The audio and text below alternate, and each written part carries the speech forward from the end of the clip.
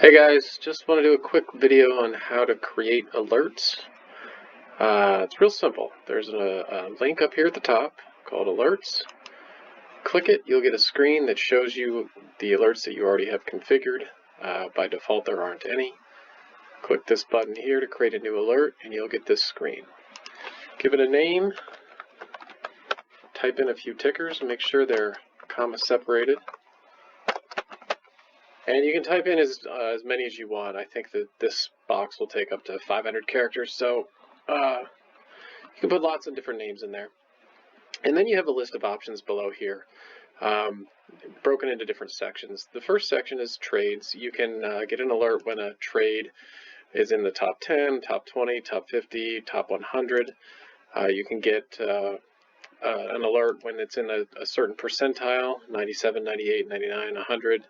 And I limit these at this level because it's not really worthwhile getting alerts on lower percentage trades. Relative size, this is if it's of a certain size relative to its average size. So 10 times average size, 20 times average size, 50 and 100. Volume, if you want to get anything that's above 1 million shares, 2 million shares, 5 million shares, 10 million shares, just choose the one you like. And same with dollars, anything over 100 million, 200 million, 500 million, or $1 billion.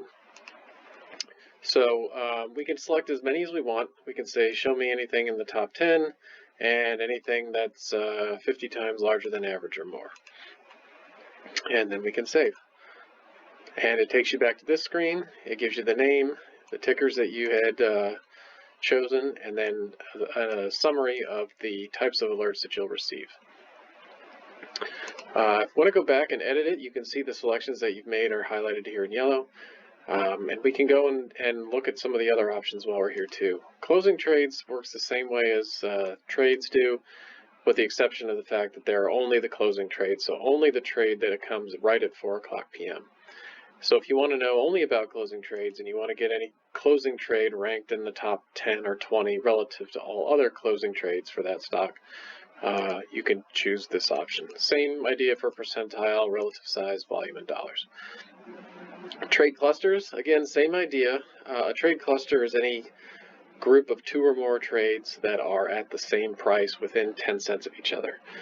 And the system automatically collects these trade clusters and organizes them. And so if you want to know not just when a single trade hits, but when there's a cluster of trades that hit at a particular price or a particular time, then you can ask to be notified of those. So clusters, just like trades, are ranked. Anything in the top 100 is ranked, and anything above that is not. So you can get them by rank, and get them again by percentile, by volume, and by dollars. Cumulative daily volume, this is just a measure of how much total volume, institutional volume, there is on a given day.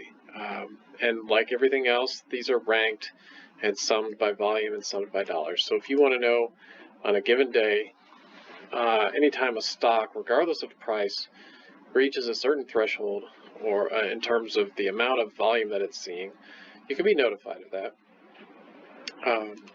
You can get, again, top 10, 20, 50, 100, same volume settings, same dollar settings. This same principle applies for cumulative after-hours volume.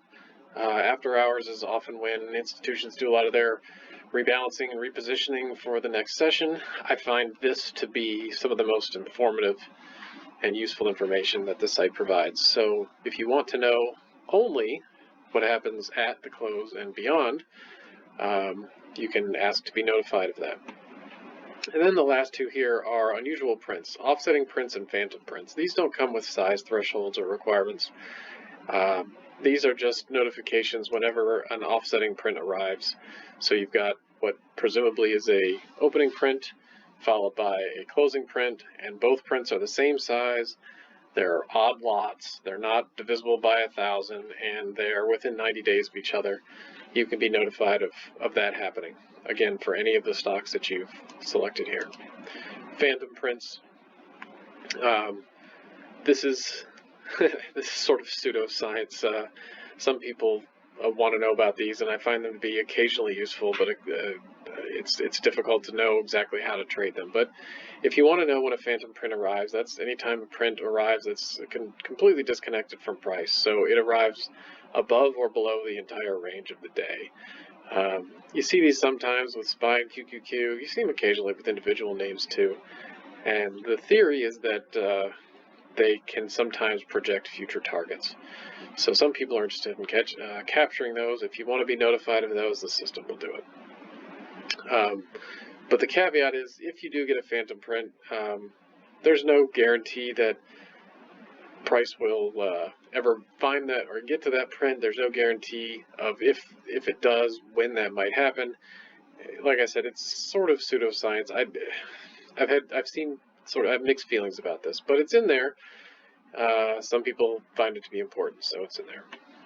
If you want to see phantom prints, check the box, click save, and you'll see there's your new option. You can create as many of these alerts as you want. I have several for my account. If you want to have some for the indexes and some for the FANG stocks and some for commodities and volatility and whatever else you like, that's possible. There's no limit to the number of alerts that you can get.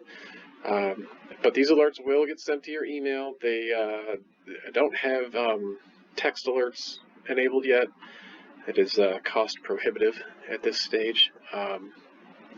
And I might build at some point into the site toaster alerts so that you can see a little pop-up or a little icon to let you know when something's happened, so you don't always have to check your email. But for me, I have my email configured to make a custom sound when an alert arrives, just in case I'm not staring at my screen when it happens. I can quickly be notified and go check it out and see if I need to make a trade. So that's it, guys. info@volumeleaders.com if you want to ask questions. Also, you can find me on my Twitter feed. Thanks for listening.